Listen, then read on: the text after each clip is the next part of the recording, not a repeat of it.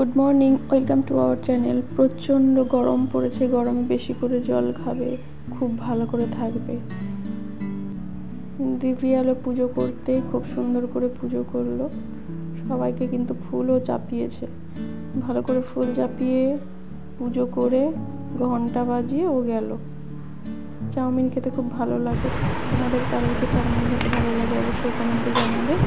দুপুরে রান্না হয়েছে কাঁঠালের তরকারি আর আম দিয়ে টক ডাল, আলু করলা ভাজা, পাটের শাক, টক দই আমি খাই না, যারা খেতে ভালোবাসে তাদের জন্য খুবই উপকার এই গরমে। বিকেলে রীতিমতো খেলতে চলে এলো, একা একা ভালো লাগে না, নিজে খেলতে এলো, ওর একটু মনও ভালো হয়।